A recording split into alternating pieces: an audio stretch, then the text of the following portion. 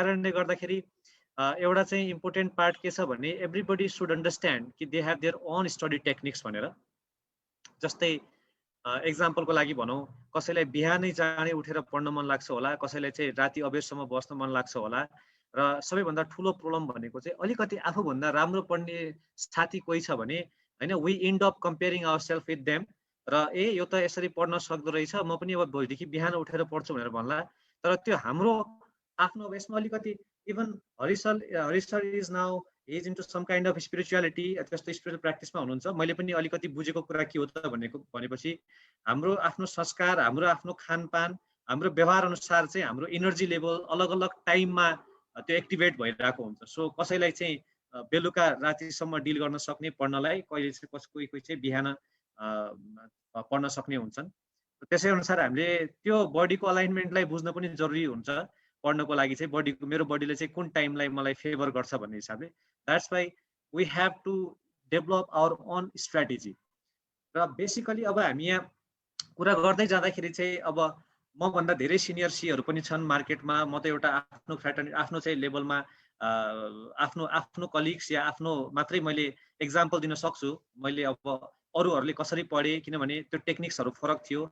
हामीभन्दा अगाडि सिनियर चाहिँ जो सरहरू हुनुहुन्थ्यो, जस्तै हरि सरहरू हुनुहुन्थ्यो, उहाँको टाइममा डिस्ट्र्याक्सनहरू कम थियो पढ्ने बेलामा। फेसबुक, त्यसपछि यो च्याट्सहरू होइन, इन्स्टाग्रामहरू यिनीहरू हुँदैन थियो। सो आइदर साथीहरूसँग घुम्न जाने, अरू टाइम पढ्ने, त्यही वातावरण मात्रै हुन्थ्यो। तर अहिले हामी रुमभित्रै बसेर पनि हामी अब लकडाउनको बेला पनि बितायो त्यत्रो धेरै टाइम होइन, रुमभित्रै पनि we can spend hours browsing the mobile or some social sites. त्यही भएर चाहिँ हाम्रो टाइम इज भेरी स्पेसल। त हामीले त्यो स्ट्र्याटेजी डेभलप गर्नुपर्ने हुन्छ। र म चाहिँ एउटा कुराबाट इन्सपायर भएको थिएँ कि हामीलाई, म पनि मेरो कस्टिङको जुन टिचर हुनुहुन्थ्यो सञ्जय अग्रवाल, मैले सिए गर्दाखेरि उहाँले एक दिन भन्नुभएको कुरा मलाई याद छ क्लासमा, कि he told कि your strategy is the best strategy बच्चे भन्नुहुन्थ्यो कि whatever the strategy you design, त्यो तपाईँले आफैलाई थाहा हुन्छ कि मलाई के इफेक्टिभ हुन्छ भनेर। सो अरूबाट कपी गर्ने होइन भन्ने कुरा चाहिँ हामीले फर्स्टमा बुझ्नुपर्ने जरुरी छ। we all are special, we all have our own styles, so we'll have to have faith on our style rather than comparing ourselves with others. अनि अर्को अब आयो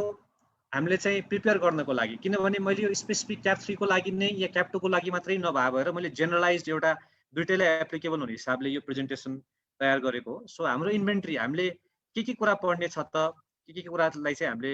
राख्नु पर्ने छ भन्दाखेरि, जस्तो हाम्रो study material of ICAN which can not be ignored at all हैन। I just want to repeat that again, please do not ignore the study material of ICAN, किनभने आइकेनको स्टडी मटेरियल मा चाहिँ कहिलेकाहीँ यस्तो स्पेसिफिक पोइन्ट्सहरू मेन्सन भएको हुन्छ जुन कहिलेकाहीँ रेफरेन्स मटेरियलमा नहुन पनि सक्छ। र एक्जामिनरले जुन सजेस्टेड आन्सर्सहरू बनाउँछ या एक्सपेक्ट गरेको हुन्छ, त्यो स्टडी मटेरियलको कन्टेन्टलाई उनीहरूले चाहिँ हेरेर बनाएको हुन्छ। That's why study material is very very important. अर्को भयो रेफरेन्स मटेरियल। अब रेफरेन्स मटेरियल भनेको यस्तो हो कि हामीले कुनै नयाँ, जस्तो एक्जाम्पलको लागि, even I don't want to call myself author here, मैले अथर भन्दाखेरि चाहिँ त्यो अथर रियल अथर्सहरूलाई चाहिँ इन्जस्टिफिएबल हुन्छ, किनभने अथर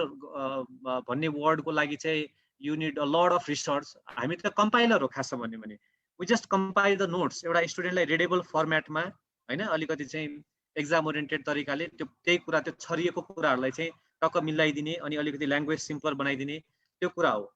सो रेफरेन्स मेटेरियलहरू चाहिँ जुन कम्पाइल्ड रेफरेन्स मेटेरियल हुन्छ, इभन भनौँ न मार्केटमा भएको कुनै टिचरको छ भने त्यस्तो मेटेरियल्सहरूलाई चाहिँ हामीले हेर्न सक्छौँ। त्यसपछि पास्ट क्वेसन्स र सजेस्टेड आन्सर्सहरू हामीले हेर्न पर्ने जरुरी हुन्छ। त्यसले हामीलाई ट्रेन्ड इस्टाब्लिस गर्नको लागि र वेटेज कुन चाहिँ सब्जेक्ट, कुन चाहिँ हाम्रो च्याप्टर इम्पोर्टेन्ट छ, कसलाई चाहिँ फोकस गर्नुपर्छ। अब यो फोकस भन्ने वर्ड पनि एउटा सब्जेक्टिभ वर्ड हो। किन भन्नुहुन्छ भने हामीले चाहिँ पर्टिकुलर च्याप्टरलाई फोकस, पास्ट ट्रेन्डमा त यो च्याप्टरबाट 10 नम्बरको क्वेसन आइरहेको छ, यसपालि पनि 10 नम्बरको आउँछ नै भनेर गऱ्यो, कहिलेकाहीँ त्यो चाहिँ आउँदैन हैन, अनि हामी फस्छौँ फेरि। त्यही भएर मेरो सजेसन सधैँ स्टुडेन्टहरूलाई के हो भने, सिलेबसमा भएको कुराको चाहिँ ग्रिप हुनु पर्यो हामीमाथि, हामीसँग त्यो कुराको ग्रिप हुनु पर्यो। सिए फिल्डमा आइसकेर हामी क्याप 2 लेभलमा working level of knowledge, cap 3 लेभलमा चाहिँ हामी एक्सपर्ट लेभल अफ नलेज जुन हुन्छ, त्यो एक्सपर्ट लेभल अफ नलेजलाई डेलिभर गर्नको लागि त हामीसँग त्यो एक्सपर्टाइजको लागि त हामीसँग ग्राउन्ड धेरै ठुलो हुनु पर्यो नि हैन। हामी सर्टेन कुरालाई मात्रै पढेर एक्सपर्ट भन्न सक्दैनौँ। द्याट्स वाइ हामीले जति पनि सिलेबस हाम्रो छ क्याप 2 मा भएको सिलेबसमाथि इन्टायर ग्रिप हुनु पर्यो र क्याप 3 मा भएको सिलेबसमाथि इन्टायर ग्रिप हुनु पर्यो। एक्सपिरियन्स सेयर गर्ने क्रममा यसैसँग रिलेटेड मेरो अर्को एक्सपिरियन्स पनि छ कि मेरो साथी र म सिए गर्दाखेरि दिल्लीमा उसले चाहिँ एनपिओस जुन नन प्रफिट अर्गनाइजेसन भन्ने च्याप्टर छ क्याप 2 लेभलमा हामी पिसिसी गर्दाखेरि त्यतिखेर त्यो चाहिँ 3-4 एटेम्पदेखि सोधिरहेको थियो हैन, अनि बीचमा एकचोटि ग्याप थियो। So he decided not to study that chapter हैन। अनि आई रिमेम्बर त्यहाँबाट मलाई चाहिँ लर्निङ लेसन पनि भएको थियो। एन्ड फाइनली त्यो बेला एक्जाममा फेरि 30 मार्क्सकै एनपिओबाट आयो कि पहिला 15 मार्क्सको आउँथ्यो 30 मार्क्सको आयो। सो जबकि सजिलो च्याप्टर थियो तर he did not prepare that, त्यही कारणले गर्दाखेरि फस्यो। त्यही भएर चाहिँ हामीले हाम्रो स्टडी मेटेरियलमा भएको सबै कुराहरू हाम्रो सिलेबसमा भएको कुराहरू चाहिँ हामीले ग्रिपमा राख्नुपर्ने हुन्छ भन्ने कुरा हो। अनि एक्जामिनर तपाईहरुलाई चाहिँ एउटा एकदमै राम्रो कुरा जुन चाहिँ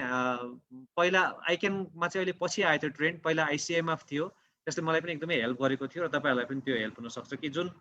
एक्जामिनेसन सकिसकेपछि जुन एक्जामिनर्स कमेन्ट आउँछ नि त्यो कुरालाई तपाईहरुले कहिले पनि इग्नोर गर्नु हुँदैन। किनभने त्यो कुरा पढेपछि त्यो तपाईहरुको जुन जर्नलमा आउँछ कि यो क्वेशनमा चाहिँ सजेस्टेड आन्सरमा आउँछ पछि हैन, जुन चाहिँ हामी यो क्वेशनमा एक्जामिनरले यस्तो एक्सपेक्ट गरेको थियो, क्वेशनले यो भन्न खोजेको थियो तर students they indeed of writing this one भनेर चाहिँ उनीहरूले स्पेसिफिक कमेन्टै दिएको हुन्छ। त्यो कमेन्ट हामीलाई हेर्न पर्ने इज भेरी भेरी इम्पोर्टेन्ट, किनभने त्यसले गर्दा हामीलाई प्रिपेयर गर्न सजिलो हुन्छ कि ए मैले पनि यसरी सोचेको थिएँ आन्सर लेख्नलाई तर यो पोइन्ट होइन रहेछ, यो पोइन्ट चाहिँ हो रहेछ, यहाँ रेफरेन्स दिनुपर्ने रहेछ भन्ने कुरा त्यो अन्डरस्ट्यान्ड गर्नको लागि एकदमै रिलेभेन्ट हुन्छ। द्याट्स वाइ हामीले सजेस्टेड आन्सर्सहरूलाई चेक गर्नुपर्ने हुन्छ। प्लस एक्जामभन्दा अगाडि क्विक रेफरेन्सको लागि हामीले पढेको ठिक छ कि छैन भनेर चेक गर्नको लागि रिभिजन टेस्ट पेपर्सहरू त भइ नै हाल्यो। So for every subject you have 8 subjects in final and you have 7 subjects in your CAP 2 level. For all the subjects तपाईको इन्भेन्ट्री 4 वटामै क्लासिफाई भएको हुनु पर्यो। स्टडी मेटेरियल, यो रेफरेन्स मेटेरियल भन्ने बित्तिकै रेफरेन्स मेटेरियल भित्र नोट्स पनि पर्छ है। If you are having classes elsewhere, कुनै कलेज कुनै तपाईले ट्युसन सेन्टरमा कुनै एकाडेमीमा पढिराख्नु भएको छ भने त्यो जुन नोट्स हुन्छ त्यो that notes is in the category of reference material. अनि पास्ट क्वेशन्स कम्पाइलेसनहरू र आरटिपीजहरू for accounts, for audit, for taxation, whatever it is, your inventory should be classified into 4 different categories. अब मैले यसमा तपाईहरुलाई बताइहालेँ कि सुरुमै भनेको छु कि मैले एभ्री वान इज स्पेसल भनेर, त्यही भएर every one might have different study strategies, तर यो जुन कुराहरू छन् यो जेनरल सबैलाई एप्लिकेबल हुने कुराहरू हो। जस्तो हाम्रो इन्भेन्ट्रीको बाइफिकेसनको कुरा भयो हैन, टाइम म्यानेजमेन्टको कुराहरू भयो, यो चाहिँ सबैलाई एप्लिकेबल हुन्छ। सो यसमा चाहिँ डिफरेन्ट स्ट्राटेजी भन्ने छैन यस्तो। त्यसपछि मैले चाहिँ एउटा यो मलाई सधैँ मनपर्ने र मैले आफ्नो प्र्याक्टिकल लाइफमा पनि मलाई धेरै फाइदा गरेको भनेको चाहिँ एउटा सेयिङ छ, sharpening the axe before cutting the tree. यो चाहिँ this was said by Abraham Lincoln. I did not know, आज मैले सर्च गरेपछि मात्रै भेटाएको कि अब्राहम लिङ्कनले भने रहेछ भन्ने कुरा। यो हु सेड दिस भन्ने कुरा चाहिँ थाहा थिएन मलाई खालि चाहिँ यो सेयिङ चाहिँ थाहा थियो कि you should sharpen your axe before cutting the tree भनेर। हामीले अडिटमा पनि if you guys have taken the audit practice म्यानुअलको क्लासेसहरू अस्ति लकडाउनको बिचमा आइक्यानले सञ्चालन गर्दाखेरि हाम्रो प्रोफेसनको धेरै सिनियर मान्छे हुनुहुन्छ, एकजना नन्दकिशोर शर्मा सर, उहाँले चाहिँ एउटा बताउनु भएको थियो त्यो अडिट प्र्याक्टिस म्यानुअलबाट, अडिट प्लानिङ म्यानुअलबाट कि प्र्याक्टिकल लाइफमा अडिट गर्दाखेरि पनि हामीले हाम्रो कामलाई 3टा स्टेजमा डिभाइड गर्छौँ कि हैन, जसमा चाहिँ first 1/3 of the time should be for planning भनेर भन्छ। तर तपाईहरुले अब कतिजना क्याप 2 पास भएर आर्टिकलसिप गर्दै हुनुहुन्छ होला हैन, कतिजनाले चाहिँ अब गर्न बाँकी छ होला, तर आजसम्म हामीले प्र्याक्टिसमा देखेको चाहिँ 90% अफ द टाइम चाहिँ त्यो कुरा फलो भएको हुँदैन। हामी सिधै फिल्डमा उत्रिनलाई हतार गरिरहेको हुन्छौँ। तर अडिट प्र्याक्टिस म्यानुअलले गुड अडिटिङ प्र्याक्टिसहरूले के भन्छ, 1/3 time for planning, 1/3 time for your execution audit process and 1/3 time for reporting. त्यो भयो भने हाम्रो पर्फेक्ट एज अ क्वालिटी अडिट्सहरू जुन हुन्छ त्यो क्वालिटी अडिटहरू चाहिँ त्यसरी जान्छ भनेर बताइदिएको छ। त्यसै गरी हामीले पनि अब पढ्ने भन्यो, अब मोस्ट अफ द टाइम्स स्टुडेन्टको फेलियर भनेको नै कहाँबाट सुरु भएको हो, त्यो फेलियर भनेको नै the students plan to fail. कसरी पढ्ने के गर्ने भनेर ऱ्यान्डमली हामीले चाहिँ किताब निकाल्यौँ, ल पढ्ने त भन्यो, फर्स्ट च्याप्टर पढायो, 2-3वटा टिक लगायो, फेरि अर्को दिन चाहिँ त्यो नहेर्ने। एउटा रबस्ट स्टडी प्लान हुनुपर्ने जरुरी हुन्छ। हेर्नुहोस्, मैले तपाईहरुलाई कुनै पनि इम्प्र्याक्टिकल थ्योरिटिकल हैन, अब यो त सिए भइसक्यो जे भने पनि भयो भन्ने, त्यो त मैले स्टुडेन्टहरूलाई पढाइराख्दाखेरि मैले क्लासमा यो कुरा मैले उनीहरूलाई बताइरहेको पनि हुन्छु, मैले चाहिँ एक्जाम्पल पनि दिइरहेको हुन्छु। त्यसो होइन intention my intention is just to help you. किनभने अडिटमा इभन लमै भनौँ, अडिटमा मार्क्स स्टुडेन्टको एकदमै कम आइरहेको हुन्छ। जबकि लेखेकै हुन्छ उनीहरूले तर मार्क्स एकदमै कम आइरहेको हुन्छ. So there's a saying, if I had 6 hours to chop down a tree, I'd spend the first 4 hours sharpening the axe. Because if you don't sharpen your axe, then the axe gets blunt and only the energy will be lost. Effective. You cannot cut your tree effectively. That's why if we just study without sharpening our mind, without making a robust plan, then the mechanical work we cannot succeed in our audit plan भन्ने कुरा हो, in our study plan भन्ने कुरा हो. I'm getting some comments. मैले चाहिँ यहाँ अलिकति यहाँ चाहिँ I don't know यहाँ हाइलाइट्सहरु पनि भइराको छ. यो प्लिज नगर्दिनु होला किनभने त्यसले मलाई डिस्ट्र्याक्ट गर्छ. यहाँ तपाईहरुले चाहिँ कोर्ने स्क्रिनमा यो गर्ने गरि राख्नु भएको छ. त्यो कन्ट्रोल चाहिँ Santosh please don't give that control to anyone else. यो कतैबाट भइराछ लागिराछ मलाई. देखिराछ? यो देखिराछ है?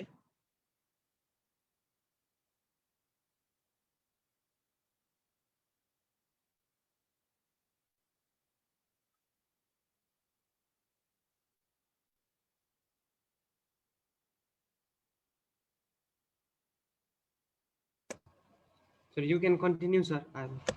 Okay, thank you. So, यो स्टेप्स पछि अब हाम्रो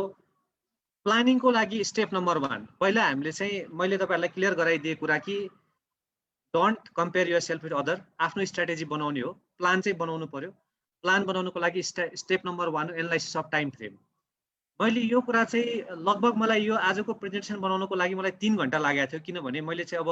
मैले 1 घण्टा बोल्नु पर्ने पनि छ. मैले रिलेभेन्ट कुरा बोलेर पनि हुँदैन. मैले एकदमै रिलेभेन्ट चाहिँ टपिक बोल्नु पर्छ भनेर मैले धेरै सोचेको थिएँ यसमा. र तपाईहरुले पनि यो कुरालाई अलिकति मनन गर्नु भने बुझ्नुहुन्छ होला. किनभने यस्तो छ, अब तपाईहरुको एक्जाम कहिले छ भन्ने कुरा थाहा छैन. डिसेम्बरमा हुन्छ या अक्टोबरमा हुन्छ,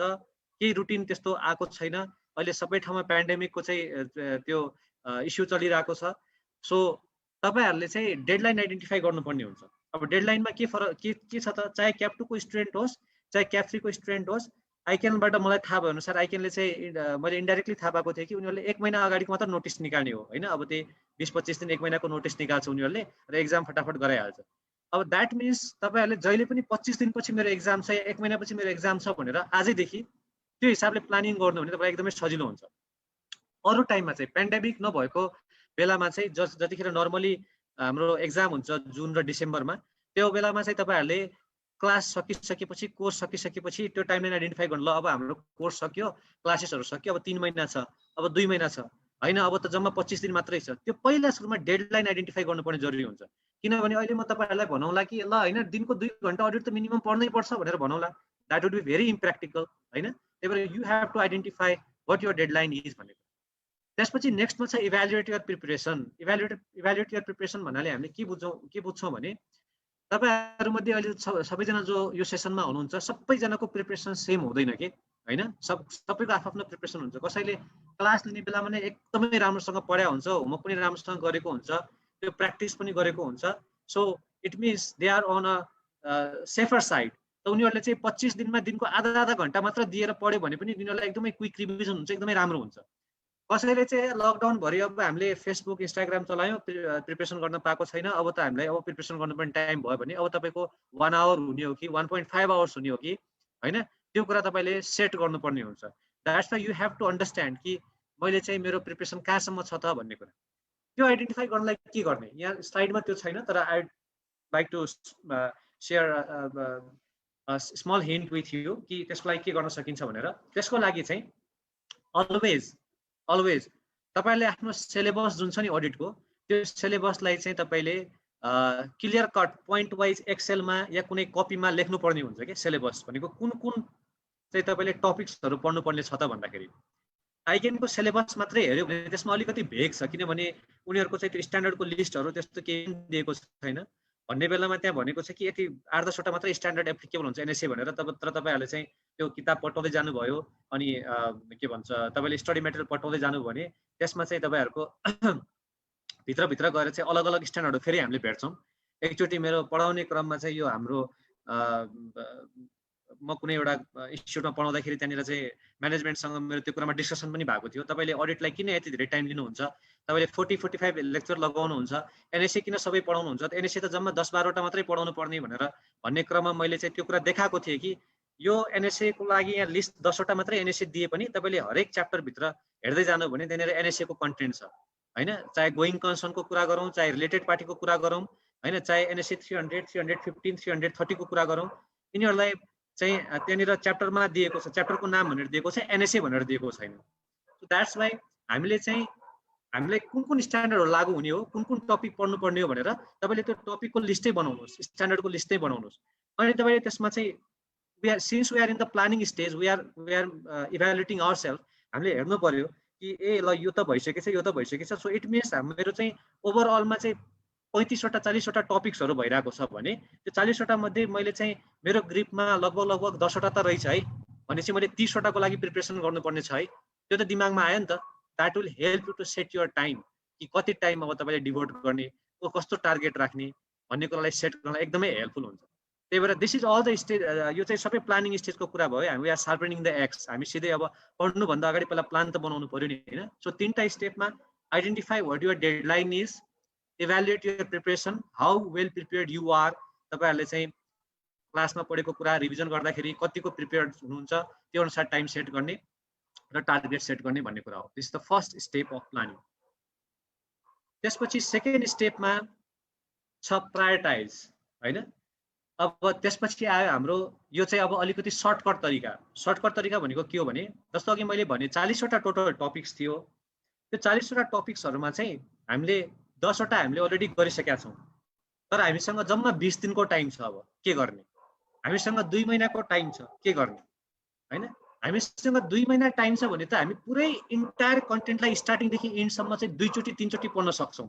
मजाले टाइम प्लानिङ गर्यो भने। यसको मतलब दिनको 5 घण्टा पढ्नु पर्दैन, दिनको 1 घण्टै पढेर प्लानिङ गरेर पढ्नुभयो भने तपाईँले 2 महिनामा चाहिँ अडिटको कोर्सलाई 2 चोटि रिभाइज गर्न सक्नुहुन्छ मजाले। तर जम्मा 20 दिन टाइम छ, अब के गर्ने? अब त्यसै अनुसार हामीले चाहिँ स्ट्राटेजी सेट गर्नु पर्यो।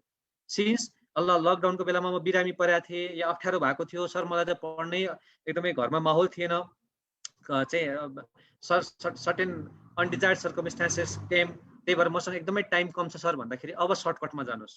होइन। फेल हुनुभन्दा यो पास हुने स्ट्राटेजी हो। अब के गर्ने? अब एटलिस्ट तपाईँले 2 दिनको टाइम निकालेर पास्ट क्वेसन्सहरू ब्राउज गर्नुहोस् र पास्ट क्वेसन्सहरूमा चाहिँ फ्रिक्वेन्टली एक्जाममा आइरहेको क्वेसन्सहरू कुन च्याप्टरसँग रिलेटेड छ त्यसको एउटा लिस्ट बनाउनुहोस् पहिले। जस्तो हामीले क्याप 2 मै एनएसए नै भन्यो भने पनि एनएसए 500 भनेको म्याक्सिमम सधैँ सोधिराख्ने एनएसए हो होइन। 550 अलिक कम सोध्छ होइन। त्यसपछि 530 स्याम्पलिङ फ्रिक्वेन्टली सोधिरहेको हुन्छ। तपाईँले क्वेसन्स हेर्दै जानु भने तपाईँले चाहिँ आरामले तपाईँले बुझ्दै जानुहुन्छ कि ए ल मेरो यति कन्टेन्ट यति कुराहरू रहेछ, यति यो चाहिँ च्याप्टरहरू मैले छोड्नु हुँदैन भनेर त्यो इम्पोर्टेन्ट च्याप्टरको सेक्सनलाई चाहिँ हामीले लिन सक्छौँ है। त्यसपछि चेकलिस्ट अफ च्याप्टर्स। अब हामीले के गर्नु पर्यो? जुन जुन च्याप्टरहरूलाई हामीले इम्पोर्टेन्ट प्रायोरिटाइज गरेका थियौँ होइन, मानिलियो हामीले चाहिँ एनएसए फर इक्जाम्पल 300, 315, 330 भन्ने स्ट्यान्डर्डलाई हामीले प्रायोरिटाइज गरेका थियौँ, त्यसलाई नम्बर 1, 1, 2, 3 भनेर, अनि लिस्ट इम्पोर्टेन्ट च्याप्टरहरू र हामीले अलरेडी प्रिपेयर भएको च्याप्टरलाई चाहिँ लास्टतिर राख्ने, अनि हामीले फर्स्टमा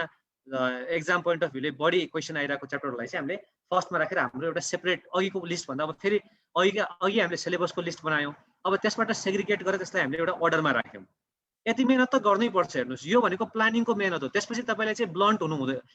हुनु पर्दैन कि त्यसपछि चाहिँ, किनभने पढाएको छ के पढाएको छ चाहिँ दिमागमा घुसिरहेको छैन होइन। 2-2 घन्टा अडिट पढिरहेको छु भनेर चाहिँ एक्जाममा फेरि मार्क्स आउँदैन, फेरि कन्फिडेन्स छैन, त्यो मजा आएन नि त। सो पढ्नलाई हतार नगर्नुहोस्, प्लानिङमा चाहिँ अलिकति टाइम डिभोट गर्नुहोस्। प्लानिङमा टाइम डिभोट गर्नु भने तपाईँको पढाइ त एकदमै स्मुथली जान्छ,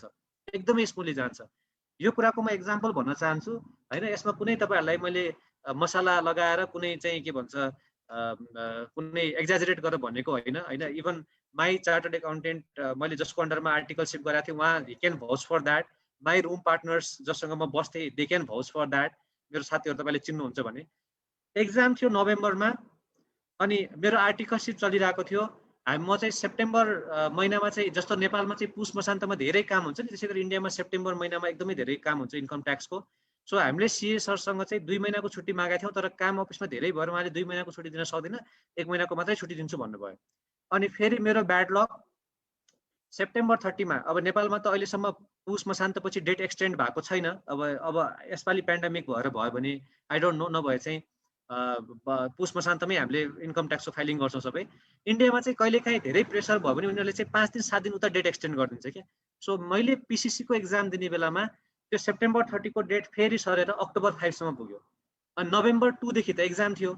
भनेपछि अब आई ह्याड ओन्ली 25 डेज अनि अफिस ट्राभल घर चाहिँ रुममा आउँदाखेरि अफिस आउँदाखेरि डेली धेरै टाइम वेस्ट हुने बिहान गएको मान्छे बेलुका मात्रै आउने I had 25 days to prepare myself for the second group र सेकेन्ड ग्रुपमा हाम्रो कस्टिङ फाइनेन्सियल म्यानेजमेन्ट ट्याक्सेसन हुन्थ्यो तीनटा सब्जेक्ट्सहरू थियो एकदमै फास्ट सब्जेक्टहरू you know how this subjects are भनेर कस्टिङ फाइनेन्स ट्याक्स जसमध्ये मैले कस्टिङको क्लास लिएकै थिएन केही पनि फाइनेन्सको क्लास त लिएको थिएँ कस्टिङ क्लास त ल्याएको थिएँ तर कहिलेकाहीँ मोटिभेसन भन्ने कुरा यस्तो हुन्छ मेरो रुम पार्टनर चाहिँ उसको चाहिँ क्लियर भइसकेको थियो क्या दुइटै ग्रुप होइन अब मैले यसपालि चाहिँ क्लियर गरेन भने मेरो त नेक्स्ट 6 मन्थ्स फेरि डिले हुने भयो त्यही भएर मैले चाहिँ त्यो इनर्जी भित्र लिएर आएँ मलाई जसरी पनि पास गर्नु छ भनेर 5 दिन त मैले नोट्स कलेक्सन गरेर त्यो नोट्सलाई प्लानिङ अब कुन कुन च्याप्टर पढ्ने कसरी पढ्ने भनेर मात्रै मैले गरेको थिएँ होइन मैले भनिहालेँ कि मैले यहाँनिर चाहिँ मेरो आफ्नो एकदमै गाथा एकदमै म हिरो भयो भनेर भन्न खोजेँ होइन तपाईँलाई एउटा बेसिक म एक्जाम्पल अरूको दिन सक्दैन आफूले जे गरेको त्यो एक्जाम्पल दिने हो सो तपाईँहरूलाई पनि यो कुरा रिलिभेन्ट हुनसक्छ भन्ने हिसाबले अनि त्यसपछि फाइनली 5 दिनको प्रिपरेसन गरेपछि 20 days I got to study tax costing and finance र मैले चाहिँ दुईटा सब्जेक्टमा त्यतिखेर एक्जाम्सन आएको थियो राम्रो भएको थियो मेरो चाहिँ मार्क्सहरू किनभने it was all about planning त्यसपछि मेरो साथीहरूले मलाई जिस्काउँथ्यो पनि उनीहरूले भन्थे यार हामी पहिलेदेखि पढिरहेको हुन्छ होइन तैँले लास्ट आवरमा पढ्छस् त्यही पनि तेरो चाहिँ राम्रो मार्क्स आउँछ भनेर भन्थ्यो मलाई होइन उनीहरूले जिस्काउँथ्यो कहिलेकाहीँ सटाएर हान्थ्यो तर I think it all happen because of good planning र प्लानिङ गर्न जरुरी हुन्छ भन्ने कुरा हो त्यही भएर we should make the checklist of chapters and we should plan accordingly त्यो प्रायोरिटाइज गरेर त्यो गर्नु पनि जरुरी हुन्छ अनि अब इन्भेन्ट्रीबाट के गर्ने त च्याप्टर वाइज ब्राउजिङ अब यो पनि रिलिभेन्ट छ अघि जुन हामीले इन्भेन्ट्रीको कुरा गरेका थियौँ नि स्टडी मेटेरियल अब यसको मतलब सर हामीले पहिला स्टडी मेटेरियल पढ्यौँ आइक्यानको त्यसपछि फेरि साइडमा त्यो किताब राख्यौँ त्यसपछि हामीले रिफरेन्स मेटेरियल पढ्यौँ त्यो साइडमा राख्यौँ त्यसपछि आरटिपीहरू ल्यायौँ त्यसरी पढ्दाखेरि त दिमागमा खिचडी हुन्छ हेर्नुहोस् त्यस्तो कहिले पनि नगर्नुहोस् त्यो अर्को स्टुडेन्टहरूले गर्ने एउटा ठुलो मिस्टेक त्यही नै हो कि सबै किताब बटुल्यो अनि एउटा किताब पढेर सक्यो फेरि अर्को हेऱ्यो ला यो कुरा त त्यो किताबमा थिएन नि टेन्सन भयो भन्ने हुन्छ होइन एकचोटि राम्रोसँग मेहनत गर्यो भने बिलिभ मार्क माई वर्ड्स तपाईँले एकचोटि टाइम लगाउनुहोस् राम्रोसँग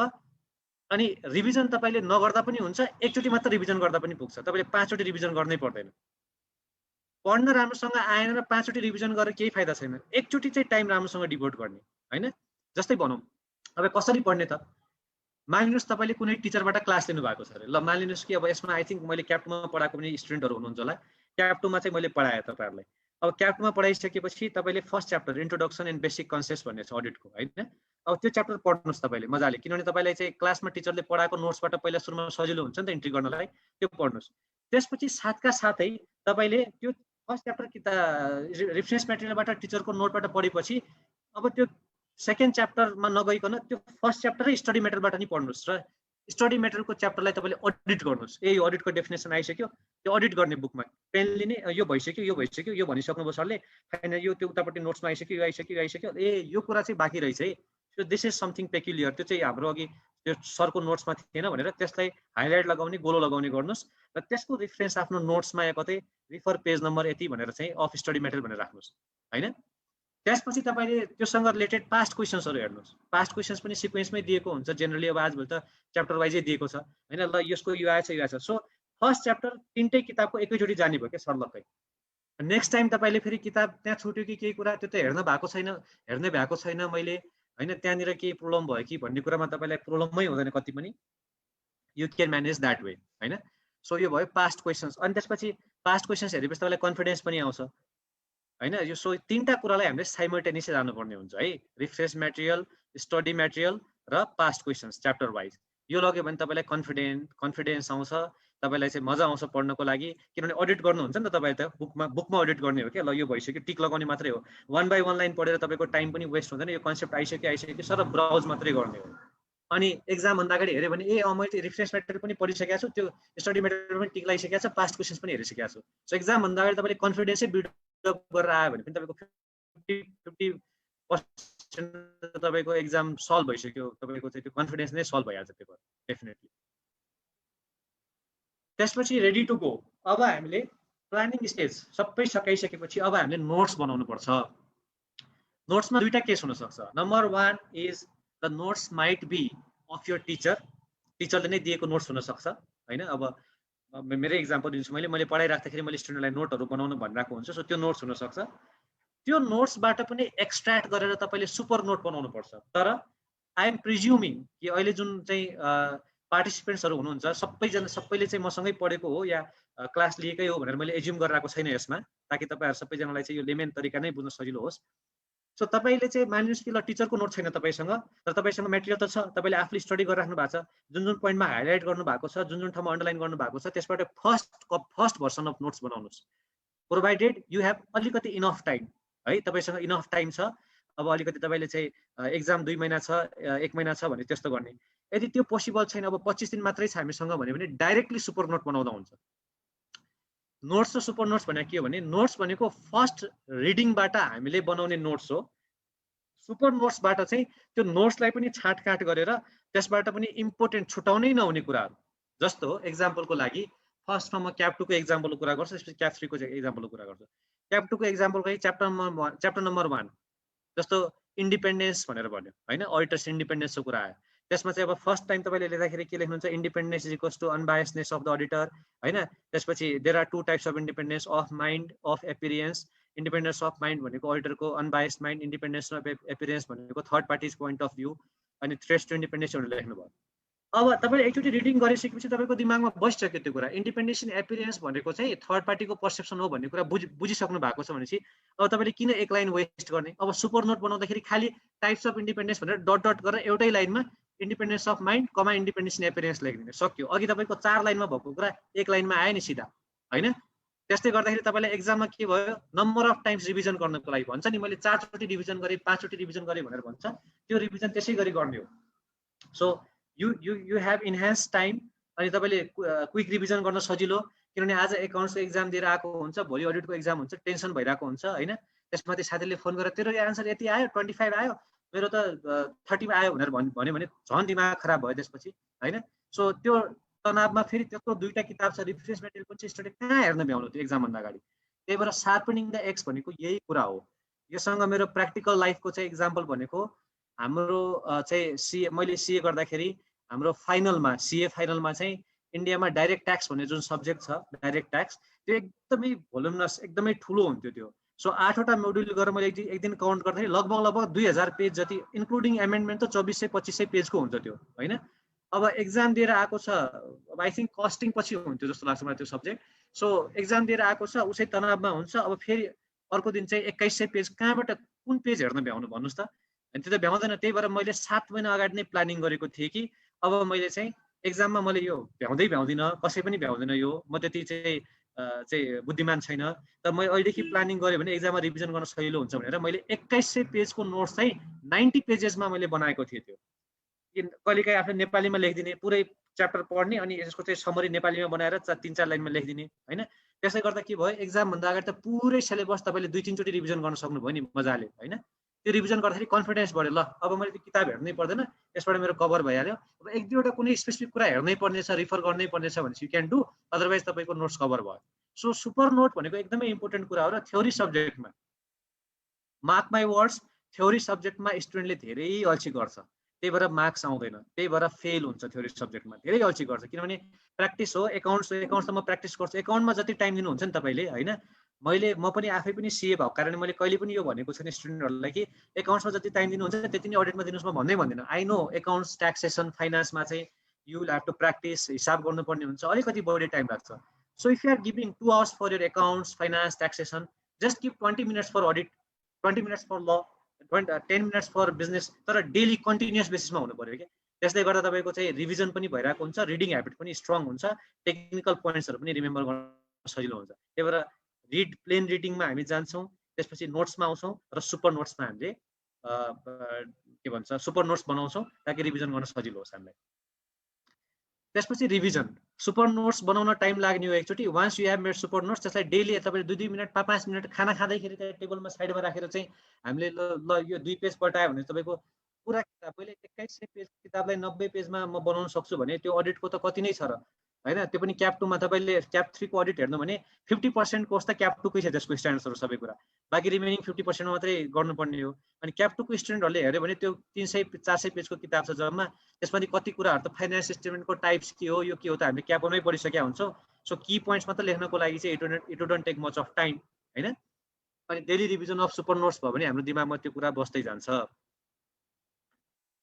अनि अर्को स्टुडेन्टको तर्फबाट मलाई आइराख्ने क्वेरी भनेको सर हामीले एनएसए को नम्बरहरू सेक्सनहरू याद गर्नुपर्छ त, प्यारा नम्बरहरू याद गर्नुपर्छ त। अब यसमा दुईटा अलग अलग क्याटेगोरीको स्टुडेन्टलाई मैले दुईटा अलग अलग जवाफ दिन्छु। Category number 1 CAP two level of knowledge के हो यसमा, level of knowledge is your working level of knowledge. So त्यही भएर तपाईँहरूले प्याराग्राफ नम्बर भित्र सेक्सन सबै कण्ठ गर्नुपर्छ भनेर म भन्दिनँ, त्यसो भन्दाखेरि मूर्खता हुन्छ हैन। र एक्जामिनरले पनि त्यो एक्सपेक्ट गर्छ भनेपछि त्यो चाहिँ अलिकति त्यो सुइटेबल हुँदैन। किन भन्नुहुन्छ भने वर्किङ लेभल अफ नलेजमा हामीले त्यसलाई उसलाई प्रेजेन्ट गर्न आयो कि आएन यसको लजिक थाहा छैन भनेर सोध्ने हो। सो तपाईँले एनएसए को बेसिक नम्बरिङ चाहिँ याद हुनु पर्यो, भित्रको प्यारा नम्बरहरू याद हुनुपर्ने जरुरी छैन। अनि सर त्यत्रो एनएसए छ 35-40 वटा, त्यसको नम्बरिङ याद गर्न सजिलो हुन्छ त? इजी छ, एकदमै इजी छ एनएसए नम्बरहरू याद गर्न। दिनको 3टा याद गर्नुहोस्, तपाईँको 15 दिनमा त सकिहाल्छ। तपाईँ जुन स्पेलिङ कन्टेस्ट खेल्नु भएको थियो होला नि सानो छँदाखेरि, त्यो वर्ड गेम हुन्छ नि एउटा, ग्रुपमा बसिरहेको हुन्छ अनि एउटाले चाहिँ क्याट भन्छ एनिमल्सको, अनि अर्कोले चाहिँ फेरि उसको एउटा फर्स्टको रिपिट गर्छ, अनि अरू क्याट एन्ड ऱ्याट भन्छ, फेरि अर्कोले क्याट ऱ्याट एन्ड हर्स भन्छ हैन। अनि अर्कोले त्यसै गरी 3टाको गरेर चौथो भन्छ। त्यसै गरी तपाईँले पर डे, मैले चाहिँ त्यसै गरी याद गरेको हो, पर डे तपाईँले चाहिँ जस्तो आज तपाईँले 200 overall objective of independent auditor याद गर्नुभयो, भोलि तपाईँले हिजोको र आजको 2टा याद गर्नुभयो, तपाईँ क्युमुलेटिभ हुँदै गयो भने तपाईँले इजिली सबै रिमेम्बर हुन्छ मजाले। र जहिले पनि जुन कन्टेक्स्टबाट क्वेसन सोध्यो, जुन चाहिँ स्ट्यान्डर्डसँग क्वेसन सोध्यो, तपाईँले प्याराग्राफ नम्बर नलेखी भने पनि if you are able to code the standard number, त्यसको इम्प्रेसन चाहिँ अलिकति राम्रो हुन्छ एक्जामिनरमा, because you are being specific भन्ने कुरा थाहा हुन्छ। ल वर्स्ट केस सिनारीमा तपाईँलाई रिमेम्बरै भएन अरे, हुनै सकेन अरे, र त्यसको पुरा नाम पनि याद भएन, जस्तो assessment of risk, understanding the entity and it's environment भनेर पुरै याद भएन अरे भने पनि तपाईँले के लेख्न सक्नुहुन्छ, as per standards on auditing on understanding the entity comma भनेर चाहिँ अनि आफ्नो आन्सर सुरु गर्नुहोस्। This is the way how you write. So this is like your last short. मैले भनिहालेँ कि यही फर्मेटमा जानुहोस् भनेको होइन कि तपाईँले गफ हान्नुभन्दा,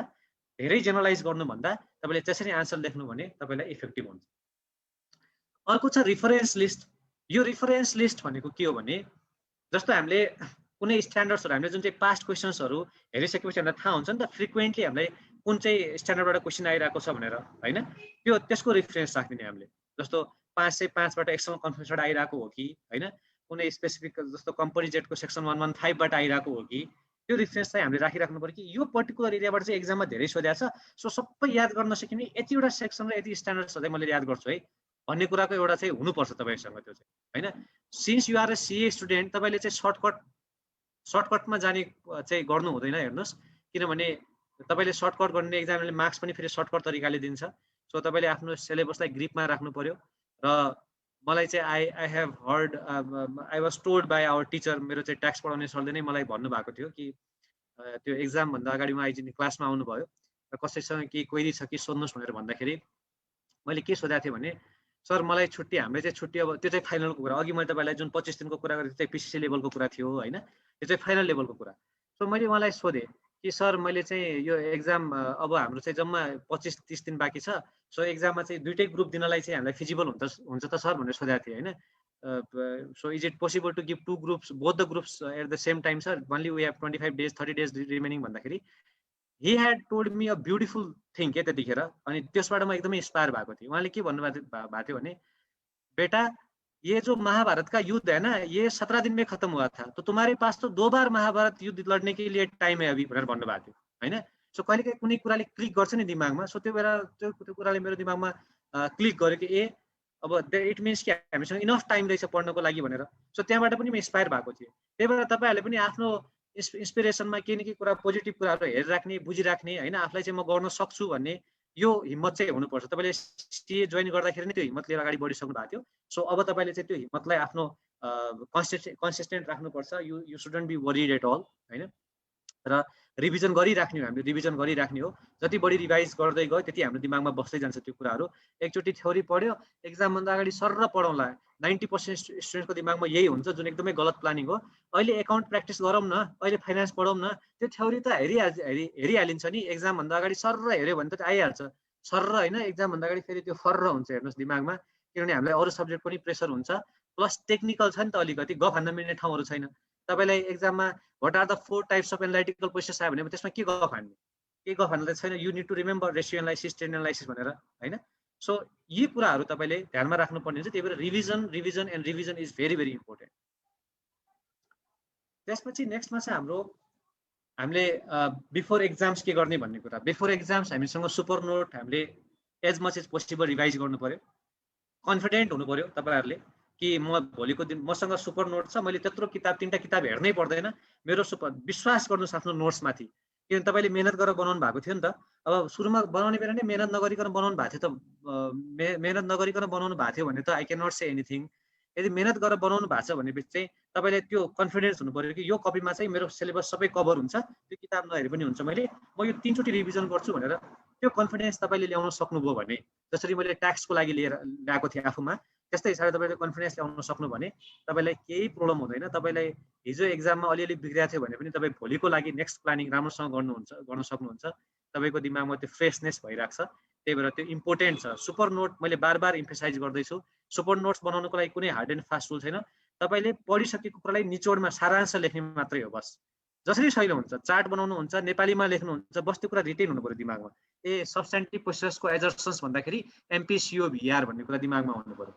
ए कोड अफ एथिक्समा चाहिँ कन्फ्लिक्ट अफ इन्ट्रेस्ट भनेको चाहिँ यो कुरा हो यति यस्तो कुरामा चाहिँ कन्फ्लिक्ट अफ इन्ट्रेस्ट हुन सक्छ ए क्याटको चाहिँ टाइप्सहरु यो हो मैले चार्ट बनाएको थिएँ कपीको लेफ्ट ह्यान्ड साइड लेफ्ट पेजमा थियो मेरो चार्ट माथिपट्टि मैले यस्तो गोलो गरेको थिएँ तलपट्टि चार्टमा चाहिँ स्क्वायर बक्सेसहरु थियो त्यसलाई भिजुअल लर्निङ पनि भन्छौँ हामीले so super notes is all up to you your strategy जसरी बनाउनुहुन्छ तर कन्साइज बनाउनु पर्यो तपाईले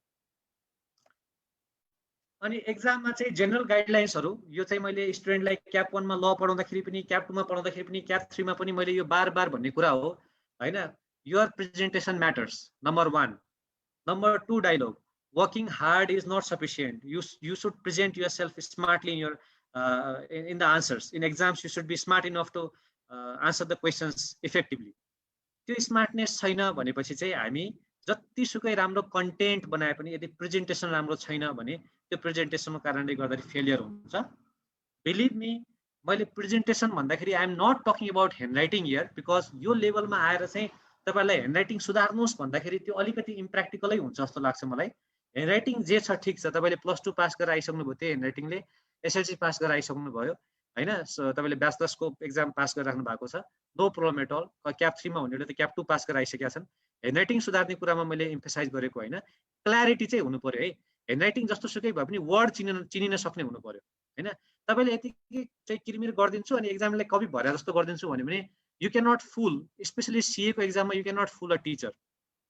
त्यो एक्जामिनरलाई तपाईले फुल गर्न एकदमै गाह्रो हुन्छ किनभने त्यहाँ चाहिँ तपाईको मल्टिपल तरिकाले कपी चेक भइराको हुन्छ सो तपाईले चाहिँ मैले एक पेज भर्यो भने मार्क्स आइहाल्छ नि भन्ने हिसाबले पेज भर्नेतिर त्यो क्वान्टिटी अफ चाहिँ भोल्युममा जाने होइन हामीले क्वालिटी लेख्ने हो सो हामीले कन्फिडेन्स बिल्ड अप गर्नको लागि सधैँ इजिएस्ट क्वेसनबाट र अर्को एउटा स्टुडेन्टले फेस गर्ने प्रब्लम के छ भने हैन तपाईहरुले अब कति जनाले एक्जाम पहिला दिइसक्नु भएको छ भने त्यो कुरा तपाईहरुलाई चाहिँ ठ्याक्कै क्लिक हुन सक्छ मैले भनेको कुरा ए सरले भने ठिक हो भन्ने कुरा जस्तो के हुन्छ भने तपाईले चाहिँ अब एक्जाम एक हप्ता पछि छ अडिट पनि राम्रोसँग पढ्नु भएको थियो फाइनान्सको पनि राम्रो प्र्याक्टिस गर्नु भएको थियो तर अचानक तपाईको दिमागमा सोच आयो ए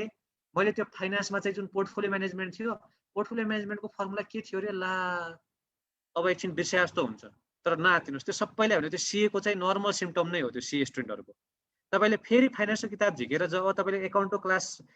या तपाईको एक्जाम दिएर आइसकेपछि भोलि फाइनान्सको एक्जाम हुन्छ नि त्यो फाइनान्सको एक्जाम छ भनेर दिमागमा अगाडि फाइनान्सको बुकहरु त्यो नोट्सहरु राख्नेबित्तिकै त्यो कुरा अटोमेटिकली रिकल हुन्छ कि यो एकदमै सरप्राइजिङ कुरा हो खासमा किनभने तपाईको ब्रेनले रिकल गर्छ सबै कुरा तर कहिलेकाहीँ र्यान्डमली तपाईले र्यान्डम एसेस मेमोरी भन्छ नि र्यान्डमली एसेस गर्न खोज्नुभयो भने चाहिँ सब्स्टेन्टिभ प्रोसेसको एजर्सन्सहरु के थियो रे ला त्यत्रो पढेको अहिले त बिर्सियो भने जस्तो फिल हुन्छ तर भोलि अडिटको एक्जाम छ भने फेरि अगाडि राख्नेबित्तिकै त्यो तपाईले दिमागमा आइहाल्छ automatically so you don't have to worry at all त्यो नर्मल इभेन्ट हो नर्मल सर्कमस्टान्सेस हो त्यसलाई तपाईले डिल गर्न सक्नुहुन्छ त्यस्तो भइराको छ भने प्लिज नआत्तिनु होला त्यसको लागि त्यही भएर एक्जाममा पनि तपाईले कहिलेकाहीँ हेर्दै गयो भने ला यो त गाह्रो क्वेसन कसरी गर्ने हैन सजिलो क्वेसन चाहिँ खोज्नुस् के तपाईले गाह्रो क्वेसन भनेर त्यसमा एम्फसाइज नगर्नुस् ल छोड यो गाह्रो दिन्छ ल छोड यसलाई सजिलो त होला नि एउटा त सजिलो होला नि त्यही सजिलोबाट सुरु गर्नुस् सजिलोबाट सुरु गर्नेबित्तिकै तपाईले त्यो लेख्न थालेपछि दिमागमा फर त्यो पढ्या तर प्रोभाइडेड पढ्या चाहिँ हुनु पर्यो है फेरि पढ्या छैन सरले त फर्र आउँछ भनेको छ ल म क्लासमै गएर एकैचोटी एक्जाम हलमा देखाइदिन्छु भनेर चाहिँ त्यसरी चाहिँ it's not going to work है विचार गर्नु होला अनि क्वेसन नम्बर प्लिज क्लियरली लेख्नु होला क्वेसन नम्बर लेख्दाखेरि स्टुडेन्टहरुले चाहिँ बिचमा लेखिदिने हैन आन्सर सिटको चाहिँ तल लास्टमा लेख्ने या माथिपट्टि चाहिँ 5 डट मात्र लेख्ने त्यसरी गर्दाखेरि चाहिँ एक्जामिनरलाई गाह्रो हुन्छ क्वेसन भेटाउनको लागि कतिपय केसमा तपाईको तर्फबाट ठिक हुँदा हुँदै पनि त्यहाँ तपाईको ब्लन्डरको कारणले गर्दाखेरि मार्क्स कमाइरहेको हुन्छ एक्जाम्पलको लागि भनौँ हामीले जस्तो तपाईले क्वेसन नम्बर 5 लेख्नु भएको थियो माथिपट्टि तर जुन अगाडिको क्वेसन थियो क्वेसन नम्बर 4 त्यसमा लेख्नुपर्ने पोइन्टहरु 4 वटा मात्रै थियो 1 2 3 4 अनि तपाईले त्यसपछि क्वेसन नम्बर 5 सुरु गर्नुभयो तर क्वेसन नम्बर 5 नलेखिकन 5 डट मात्रै सुरु गर्नु भने त्यो पुरानै क्वेसनको चाहिँ 5औं नम्बर पोइन्ट हो कि भन्ने जस्तो जान्छ के दिमागमा हैन अनि त्यो हेर्दै जाँदाखेरि यो त के रिलेभेन्ट लेखेछ 5th नम्बर पोइन्ट भनेर काट्दिन्छ फेरि त्यो त राम्रो भएन नि त किनभने तपाईले त मेहनत गर्नु भएको थियो सो कहिलेकाहीँ यी कुराहरुले धेरै इम्प्याक्ट गरिरहेको हुन्छ त्यही भएर क्वेसन नम्बर क्लियरली लेख्नु पर्छ अनि try to start your answer from the fresh page each क्वेसनको आन्सर चाहिँ फ्रेश पेजबाट स्टार्ट गर्नुस् अलिकति क्वेसन लेख्दै जाँदाखेरि आधा पेजमा भयो भने नो प्रब्लम तपाईले पीटीओ लेखिदिनुस् र अर्को पेजबाट सुरु गर्नुस् जस्तै क्ल्यारिटी हुन्छ तपाईको चाहिँ एक्जामिनरलाई हेर्नलाई पनि सजिलो हुन्छ र तपाईलाई पनि एउटा कन्फिडेन्स हाई हुन्छ प्याराग्राफहरु धेरै लामो लाइनहरु लेखेर एकदम टन्न आधा पेजको एक पेजको एउटा प्याराग्राफ नबनाउनुस् ब्रेक गर्दै जानुस् बीच बीचमा 6-8 लाइन लेखेपछि ब्रेक गर्नुस् किनभने इट्स अल अबाउट रिडेबिलिटी मैले भने नि स्मार्ट प्रेजेन्टेसन मलाई त अहिलेसम्म वर्क गरिरहेको छ यसले हैन कोइन्सिडेन्ट भन्नलाई पनि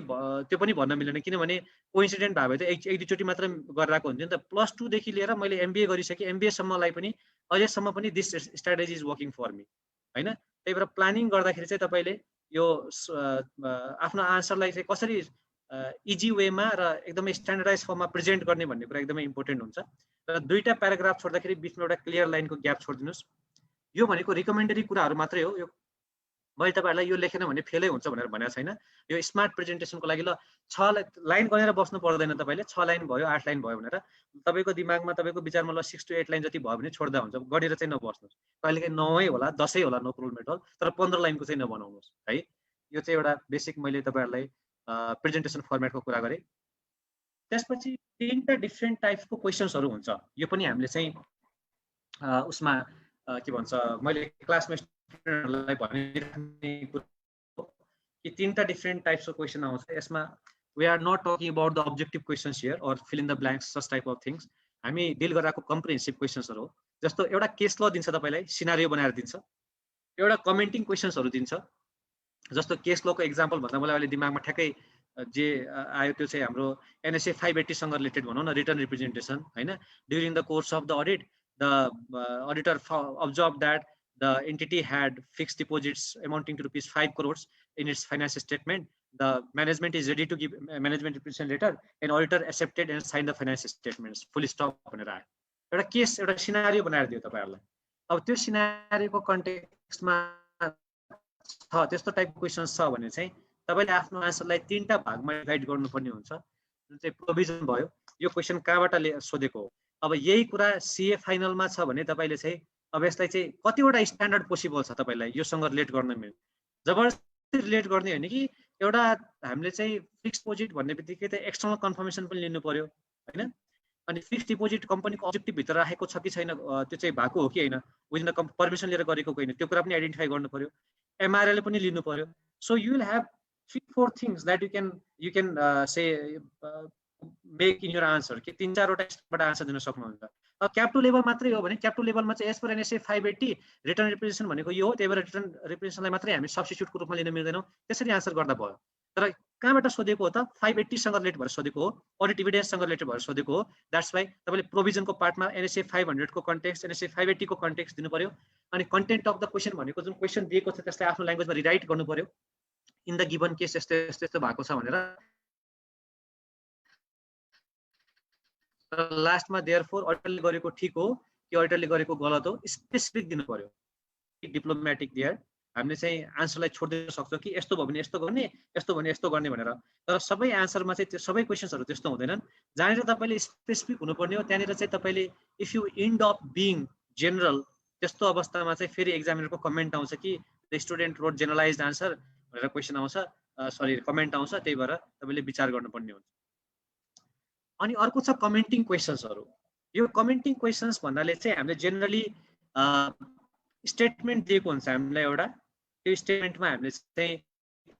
दुईटा भागमा डिभाइड गर्छौं जस्तो एकछिनलाई मानौ auditor is a watchdog not a bloodhound full stop comment भनेर आयो क्याप 2 लेभलमा त्यो क्वेशन हैन क्याप 3 लेभलमा आयो code of ethics is only recommendatory, it's not mandatory, full stop comment भनेर आयो भनेपछि त्यस्तो अवस्थामा चाहिँ हामीले केसँग रिलेटेड छ त, अब यो कुनै स्ट्यान्डर्डसँग रिलेटेड छ कि कुनै लजको प्रोभिजनसँग रिलेटेड छ कि, त्यो कुरालाई पहिला हामी ब्याकग्राउन्डमा लेख्छौँ र यो कुरा चाहिँ ठिक हो कि होइन भनेर लास्टमा त्यो जुन दिएको स्टेटमेन्ट छ हामीलाई, त्यो दिएको statement is it okay or not भन्ने कुरा हामीले लास्टमा कन्क्लुड गर्छौँ। र अदर क्वेसन्स भनेको चाहिँ वाट वाइ वाला क्वेसन्सहरू होइन, वाट आर द सब्स्टेन्टिभ बडीड questions, what are the assertions भन्यो भने तिनीहरूलाई चाहिँ नर्मली तपाईँले जसरी पहिला डिल गरिराख्नु भएको थियो त्यसै गरी डिल गर्दा हुन्छ। अब एउटा इन्ट्रेस्टिङ कुरा म देखाउँछु, you just try this at your home also होइन। हेर्नुहोस्, time management, CA is all about time management. I think you are already aware of this कि सिएमा टाइम म्यानेजमेन्ट कति चाहिँ इम्पोर्टेन्ट छ भन्ने कुरा। सो 100 मार्क्सको क्वेसन छ, वी हेभ 180 मिनट्स होइन। So 1 marks means 1.8 minutes. So simply 5 मार्क्सको क्वेसन आयो भने हामीले 9 मिनटमा सक्नुपर्ने हुन्छ। तर I guarantee you 90% of you will fail this test. आज एकचोटि ट्राई गर्नुहोस् घरमा, तपाईँले अलरेडी पढिसकेको क्वेसन पनि तपाईँले घडी साइडमा राख्नुहोस् र 9 मिनटभित्र त्यसको answer, provision, content of the question र कन्क्लुजन, प्रोपर आन्सर, सजेस्टेड आन्सरमा भएको कुरा जुन छ त्यसलाई आफ्नो फर्मेटमा राख्ने कोसिस गर्नुहोस्। तपाईँले 9 मिनटमा सक्नुहुन्न। अझ 9 मिनट त म्याक्सिमम टाइम हो, तपाईँले सक्नुपर्ने त 8 मिनटमा हो, किनभने तपाईँलाई रिभिजनको लागि पनि टाइम चाहियो नि लास्टमा, 1-1 मिनट त लास्टमा तपाईँले चाहिँ कहीँ छुट्याएको छ कि केही छ भनेर 10-15 मिनट तपाईँलाई त्यो टाइम चाहिन्छ। सो त्यही भएर तपाईँको लागि टार्गेट टाइम भनेको 8 मिनट हो। मैले क्लासमा स्टुडेन्टलाई चाहिँ घडी आन्सर व्हाइट बोर्डमा हिन्ट लेखेर पनि गर भन्दाखेरि 15 देखि 18 मिनट लगाउँछ स्टुडेन्टहरूले, किन भन्दाखेरि कहिले पनि प्र्याक्टिस गरेको हुँदैन, थ्योरीको एक्जाममै प्र्याक्टिस गर्न जान्छ। Please don't do that. तपाईँले दिनमा एकचोटि चाहिँ होइन, तपाईँले 15-20 मिनट जुन टाइम मैले भने नि, त्यो 15-20 मिनटको टाइममा चाहिँ चाहे लको होस्,